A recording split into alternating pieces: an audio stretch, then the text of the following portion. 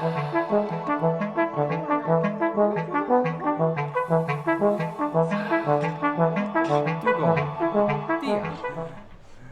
hi everybody watching on Facebook. This is part of our continuing series of Load Bank Power Chats, talks with some of our favorite people. Tonight, we are so pleased to have Angelica Negron with us, a composer, performer that we worked with a wonderful piece called Dobin that we recorded for one of our recent albums, Old Fires Catch Old Buildings. So, welcome, Angelica. Thanks for taking the time out to talk to us. Thank you so much for having me. It's so great to see everyone. Yeah, it's good to come together like this. Yeah. I just wanted to ask you about the piece that you wrote for us. If you could just talk a little about Dobin and especially your relationship with the text in it.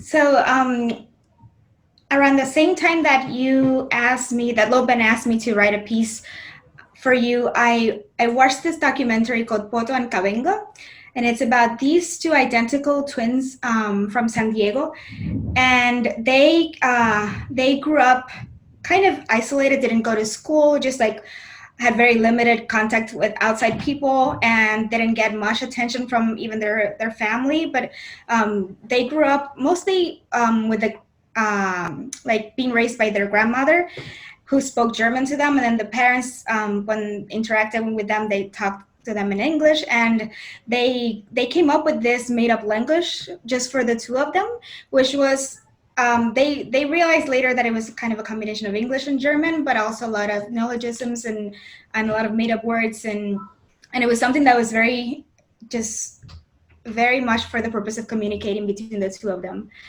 And I remember when I was watching this documentary, how musical their speech patterns were, and how there was like the gestures within them, and just the mystery of it, and that it just meant nothing to me, but that it meant everything to them. And that was the whole way in which they were communicating with each other was struck me as something very special. So I decided to write Dobin inspired by that, in a very literal way, actually using their voices as part of the electronics in the piece. Dobin is one of the made-up words that I saw from the text transcriptions from their conversations, and I also started playing at the end, towards the end of the piece, started playing with something that I've been wanting to do more of, but I haven't gotten to, which is actually transcribing the melodies and rhythms of their speech patterns and translating those to the musical instruments. So the piece has a lot of hockets, and it's very playful and kind of it's very rhythmic, but it's also kind of awkward in its gestures, and it's never has like a clear foot on the ground. And then at the end, I feel like their voices kind of take over all of you, and it's their voices through your instruments. Yeah, we get to channel them in the ending there. I think it's a great description of the rhythm in the piece, because it does have this sort of bubbling, energetic feel, but it's always shifting and cycling, and that's always a fun thing. And a little always in the air, never so grounded. Yeah. Have you worked with the recordings of these two children in other pieces, or is this the only one at this point? This is the only one, and it's interesting. When I started writing music, which was not for the concert hall, it was mostly for my band Balloon in early days, and I was also doing like solo ambient things with tape recorders, and then loading my own sounds into Fruity Loops and sequencing them. That was something that I did a lot. At that time I had a lot of young cousins, and I just recorded them, and then I used it a lot. And I was also really obsessed with this band from Iceland, Moom. And they also had that kind of the children's voices with the dark electronics.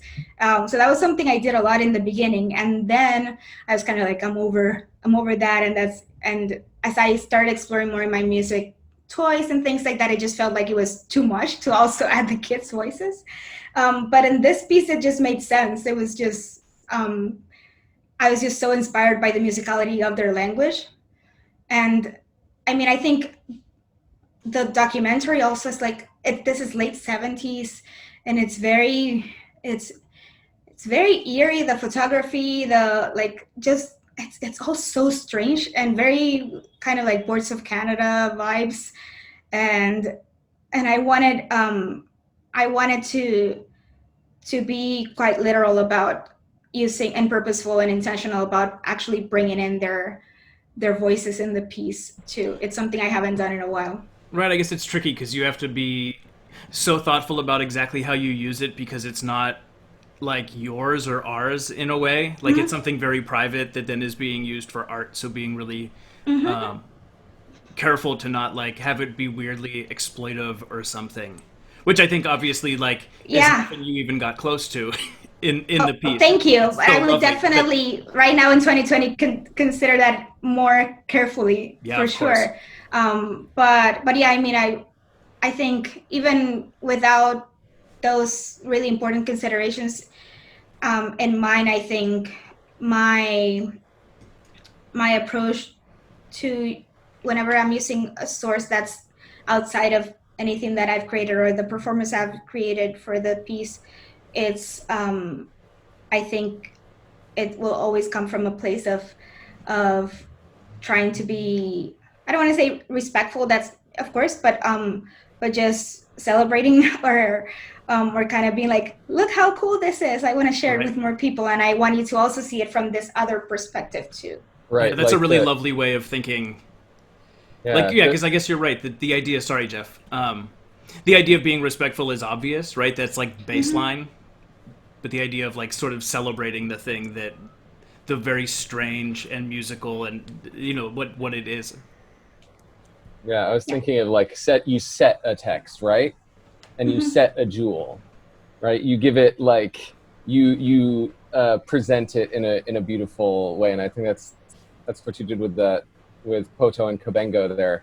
I'm so interested to hear you talk about Moom and Boards of Canada, because I'm like, oh, yesterday was traumatic, today is okay. Oh and my God, that in was a beautiful place in the country, and like those records that those meant a lot to me too, and I so see the threads connecting that kind of like washy, mechanical, off balance sort of dream world. Yeah, and in terms of Boards of Canada, the kind of like something that's really, it's harmonically pretty simple and straightforward, but there's always something that's a little off and bendy and out of tune too. Yeah, or lots of noise elements are really dense, or sort of the tape got hot in your car and it's right, that very much that. Yeah, those were two really formative bands for me when I started making music. Again, even before I started writing music on paper, just which is interesting because I feel like I started there, and then at the same time I kind of was developing this other way of writing that I thought was what I was supposed to write in academia, and then found my way back to those beginnings as a way of finding my voice. It was always there. I just had to like kind of reconnect to it and also not care so much about, you know, all the things that come with the cultural baggage of being a composer today, or the pressure that comes with, you know, making a career as a composer in the United States as a Latina. Right. We don't have to spend much time on. Oh, sorry. You're just so interested. Let's spend more time on it. No, since we were on this topic on handling, how do you present something that is not yours? Like, I wanted to ask you, how do you handle folk music, folk traditions? And at the same time, tagging along what we were just talking about, how do you balance your current situation as a performer and as a composer? Well, to answer the first part about the folk elements, that's something that I feel like I've always been kind of put in the position of, who are you in your music? Your music doesn't sound Puerto Rican. And I'm saying this actually from people that, from my big mentors and people that I love and that I respect dearly. and that are people that do this so well. I studied in Puerto Rico with Alfonso Fuentes, here in New York with Tania Leon, two people that like they've never met each other. I'm like, you two are just like, you're the Cuban Alfonso. It's very, and that's why I love them. They do this so well, and they grew up with it. It's in their blood. It's in how they started making music, and it just comes very naturally. For me, I was surrounded by of course by music and Puerto Rican folk music, and more than folk music, to be honest with you, reggaeton, because I'm from Carolina, which is where reggaeton was born. So that was like always like, this is not something from the 2000s. This is like following me since like early 90s. So I was just completely saturated by it, and a lot of my my intention in writing music was escaping those sounds, especially when I lived there. So I always felt like there was this huge identity crisis in my music, and I think that's for everyone that is in a place that it's not their home and it's trying to thrive in that environment. But more so, I would say for someone that comes from such a complicated island like Puerto Rico, because we do have this thing of like, we're Americans but we're not, and there's this really complex colonial relationship, and that it's just, that's also why you see like so many flags of Puerto Ricans, because here, you know, it's like in New York, it's when there's a Puerto Rican there, you know they live there, because it's this kind of almost obsessive thing of like saying this is us, you know, we are Puerto Rican, because it's a very nationalistic thing of that we are still trying to maintain, and because we don't have any power of even of our own of the things that affect us. That's a whole nother conversation. I'm not gonna talk about tourists going to the island right now and just messing up everything with COVID, but don't go. Okay. I know you won't, you're all lovely people. But just to say that for me, it's in my music, I've always felt like it's to use those things. It's not something that came natural. When I moved here, then things changed, because of course I'm part of the diaspora. Now I'm like, I have a sense of wanting to go closer and feel closer to those places, and like food, sounds are things that could make me feel closer. So, and it's just come very naturally that I like have a piece that I wrote for the Bang Anakan All-Stars that has a reggaeton beat at one point, and it's just happened very naturally. There's a piece also that has some bomba elements, which is our Afro-Caribbean tradition, but it's not something that is like I sit down and say like, this piece is gonna have this, you know, flavor. It just kind of infiltrates when it feels right for the piece. And actually connecting that to your question about performing and like that balance of composing and performing, I started making music in bands, and I still make music in one of those bands in Balloon, in which I perform too. And that's the bringing in the folk elements. I think it's something that has always been present in Balloon, because since we started, our bass player, she also happens to play Puerto Rican cuatro and tiple, which are two national instruments. And it's just, she grew up in that tradition. So it was just, we thought of it as part of the palette. It was kind of hidden and mixed in. So it was kind of, actually, Moom was a big reference for us in the beginning. I started to play accordion because I was obsessed with Moom too. So, and with another band from Spain called Migala, a post-rock band. And there was this element was always there of these folk sounds, but not used in the way that they're used within the context of folk music. But as Balloon has also developed in the diaspora, that's something that's also been coming more to the forefront, especially with the dembow beat that's in reggaeton, and bringing in the cuatro in a way that's more evocative of the actual folk idioms that it's referencing. So that's something that's constantly evolving. And the more, I feel like the more time I spend outside of the island, the more I not only see it from a different perspective and can appreciate it in a different way, but also want to hang on tight to those because they remind me of home. Sorry, that was a long answer. Oh, that was a great answer. So now you've talked about what the folk music means to you and how you use it, and a little bit almost about what you hope people will hear from it as well. I remember first hearing you perform a solo accordion piece, I think back in 2008 with the Syzygy New Music.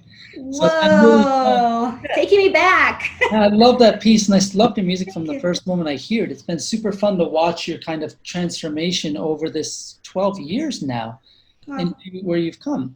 So the last time that we all heard you perform, you were doing your set with the vegetables, the fruits, the cactus, and it always seems so playful and so fun. When you're using those instruments, I guess I have a two-part question is how you came into that idea of using fruits, vegetables, cactus, whatnot to create this music. And what do you hope people are thinking about through your choice of objects? Because it does feel like you've gone into not the academia path, not just the folk path, but in those performances, it feels like you've really integrated everything about yourself into something new with all those influences. That's why I'm really curious to know more about those choices. Yeah, I think my choice of using those instruments comes from a place of curiosity and from a place of trying to solve a question that I'm still dealing with every day, is how to bring the performance of electronic music to something that's more engaging for the audience. And that comes from a place of, again, listening to a bunch of records when I lived in Puerto Rico and being obsessed with a lot of artists from WARP and a lot of artists that never would travel to Puerto Rico to play. And then moving to New York and being so excited about finally seeing them live and being completely disappointed. And not Moom or Burst of Kana. Moom was great live because they have tons of acoustic instruments, and really, actually, a lot of the things that you think are electronics are the drummer is playing, and it's amazing. And Burst of Canada I've never seen live, sadly. But other artists, I was just like completely bummed by the performance and how disengaged, and then I think then being in, like, doing my master's here at NYU and being exposed to other ways of approaching electronic music performance, then felt like another extreme of the opposite. Like, great, it's very interactive and everything, but it felt so intellectual and such, like, it's, max patches and very high tech things that felt very distant. Even the term syzygy was one that took some figuring out. Yeah, so I think I was looking for something in the middle that felt fun and inviting, and that if someone could see me play, they would come in and ask questions and maybe be inclined to play at home, even if they're not musicians or electronic musicians. And also something that could add other layers of meaning to the music too. So I use various technologies, but the one you're mostly referring to is with an interface called Ototo, which is just a little synth that has an octave, and it has black keys and white keys, and I put alligator clips and connect it to objects that are conductive. And then when I'm touching the object, it's just completing the circuit and triggering a sound that I have mapped on Ableton. So pretty simple kind of, potato experiment, elementary school science. And it could really be, I could put, kitchen utensils, metal, that's going to work. It's going to do the same thing. But I love going grocery shopping and finding the vegetables, the plants, the things that for me look like the music and the sounds and textures. And I have my own way of organizing them. I usually go for a big artichoke or cauliflower for my lowest note. So I organize it also as a keyboard, so that for me it's easier to visualize. And then I have tiny radishes for the sharps and flats. So my trick. I've been playing more so plants lately, and that's a little different because it's game changer because it's sculptural, and I really have to memorize the mapping of the leaves to the sounds. But I love when I'm done playing and someone comes in and asks me, and then I tell them what I'm using, and then a week after I get an email from a parent with the 4-year-old playing with bananas and apples because they got the thing. And that's super fun for me. And I think it's it's a lot about demystifying electronic music performance, making it more inviting and bringing people in, rather than like I'm doing this really fancy thing that don't you dare to even Yeah, no, start to instead it's understand. I have this beautiful little bok choy. Look at him. and he's a C sharp now. Yeah. Oh, Bok thank choy, you. yeah, my boy bok choy, it's always there. Thanks for explaining that. It just seems so simple and magical when you performed it. It really does bring a lot of fun to the concert. Thank you, thanks. Yeah. Um, I know in like this sort of very odd time that we're all living through, people are dealing with it in really different ways in terms of what it means for their creative lives. So we've been chatting with both George Lewis and Eve Biglarian about some of the stuff that they've been doing, and I know some people have just like straight up not been writing. But I know you've had some really very cool projects that you've been working on, both with Kronos and Detroit New Music. Can you tell us like what you've been up to in the past couple months? Sure. I definitely started in the I'm not writing camp. And then came a really difficult moment of realizing that I have work to do and commissions to write.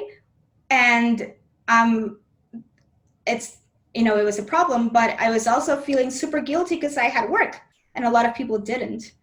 So it was this kind of really tricky moment to navigate, of feeling really grateful and also very just I felt like I need to produce because I'm so lucky to have this. But then I really don't create well from a place of fear, which is where where a lot of people are. And definitely in the beginning, it was even more so.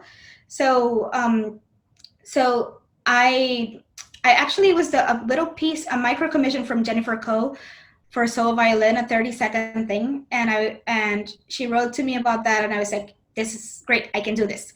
And then I sat down and I was like, oh no, I can't.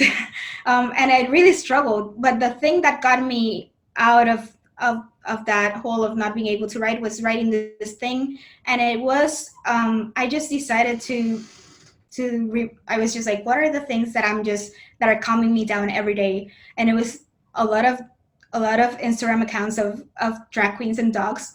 And I was like, okay, there are these two dogs in Germany that play in their backyard, and they're like, they play with balloons, and it's super fun to watch and relaxing.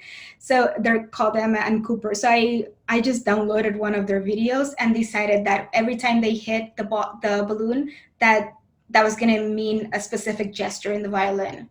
So I was like scoring in a very Mickey Mousing way. And that was how I was able to get back into composing, really. It really helped me. And Jennifer played the piece beautifully, and no one saw the video. She did.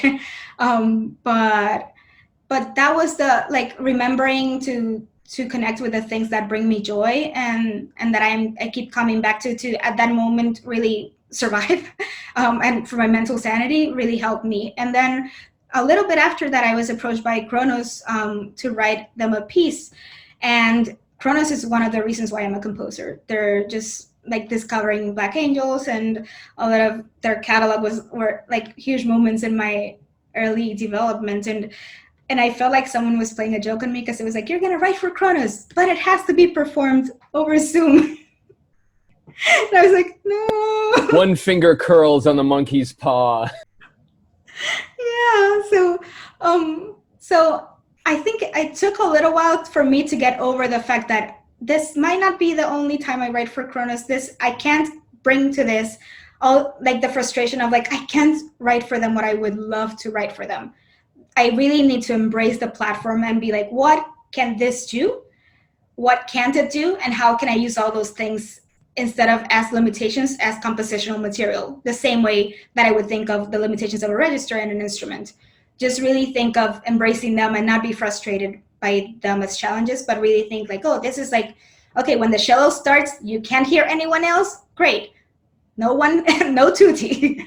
Then just, it will be, then maybe the cello is part of the conversation with the other three instruments, but it's not, they're not at the same time. So just really thinking carefully. It took a lot of trial and error with them, and a lot of patience on both sides. But I was able to come up with something that that I feel pretty good about. They just recorded it, so hopefully it's out in a few weeks. And yeah, it was just a lot of pressure because they were like, we need to be able to rehearse again. So can you write us a piece that allows us to do that while we're socially distancing? And yeah, that was challenging. Again, I was also, what are the things that bring me joy? And then and I decided to collaborate with a friend of mine who makes piñata paintings. He makes really beautiful landscape paintings, like pixelated landscapes that use tissue paper and piñata materials. So he created some backgrounds for them, and the piece is inspired by that. And it's a landscape from one of my favorite beaches in Puerto Rico, and it uses also field recordings from that beach as well. And the audience is invited to play the field, to download the soundscape or stream it and play it in their homes, so they can all be part of the same space. So that was fun. Once I stopped being frustrated by the limitations and just embraced the thing, it was a big moment. And then the other thing that I just finished is a piece for Detroit New Music Ensemble, and it's a large piece, a 15-minute piece with 3 songs. It's for vocalists, 2 percussionists, mostly playing SPDs, so sampling pads. All the electronics are played live by the percussionists, and clarinet, saxophone, violin, and cello. And that piece is called Say Something in Spanish. And it's inspired by my experience of navigating a career in music composition in the States as a Latina composer, and kind of always being in spaces that are mostly white, and to be asked often to perform my Latinidad, or even if I'm not asked, feel that pressure of like, I always joke that some people think that I just sprinkle adobo after I finish a piece and just put some other one that just has that Latin flavor, which it doesn't work that way. But yeah, just a kind of reflection of those issues of identity as from the perspective of someone that's been already 14 years here. And it has the text is a lot of Spanglish too, and has a lot of code switching, and just trying to find, for me, it's a lot of the times I'm finding myself writing mostly for white performers, and I've been more intentional about being creative, of trying to be creative, of acknowledging that in some way in the pieces, in a way that that it's not like not highlighting as something negative. It's just embracing it as part of my reality, but it is something that it's always in my mind when I'm writing, and it's also a big part of how I interact with the field. So trying to create something that also puts that that lays it out very clearly. Right. Well, this has all been incredibly fascinating. It's always so fun because we get to like work closely with the composers we work with on the pieces, and then usually we get to see each other at the premieres and at concerts and get to hang. But to have like 30 minutes, it's like we're trapped. We get to explore. Look at that. Yeah, we did so good. I know, and we could go on forever. As if you guys had planned it really well. but we promise everybody 30 minutes, so we have to stop at 30, despite the fact that we could just keep going. But this is so interesting. Thank you, Angelica, for spending time talking to us and talking My to pleasure. Whoever is out there listening. Hopefully people enjoyed this. These have been really fun for us. We'll be sending out some details soon, but we have Power Chats coming up now with Mark Applebaum, Paula Matheson, and Kaya Chernovin in the next month or two, so we're going to keep these going. So huge thanks to Angelica again for spending some time with us. Thanks to everyone for checking out the Power Chat, and we will see you next time. Thanks. Bye. Thanks for having me. Adios. Adios. Finit. Ot. Liba. Nis. Ma. Snupa. Tuawi. Tu. Nis. Oto.